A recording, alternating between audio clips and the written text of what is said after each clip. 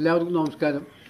പ്രിയപ്പെട്ട ഭക്തജനങ്ങളെ, global Nair service സൊസൈറ്റിയുടെ ആഭിമുഖ്യത്തിൽ ആധ്യാത്മിക വിഷയങ്ങളെക്കുറിച്ച് പഠനം നടത്തുന്ന കാര്യം എല്ലാവർക്കും അറിവുള്ളതാണല്ലോ.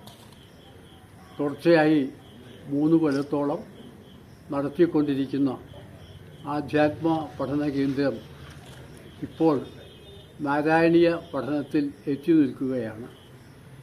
അതിൻ്റെ ഉദ്ഘാടനമാണ് ഇപ്പോൾ നടക്കുന്നത്.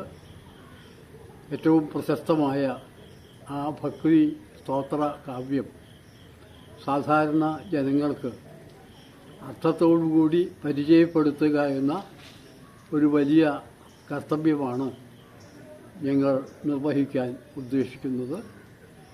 അതിനുള്ള പ്രയത്നത്തിൻ്റെ ആരംഭമാണ് ഇപ്പോൾ കുറിക്കുന്നത്. അതുകൊണ്ട് ആ നാരായണീയ പഠന ക്ലാസുകളുടെ ഔപചാരികമായ ഉദ്ഘാടനം ഇതോടെ നിർവഹിക്കുന്നു.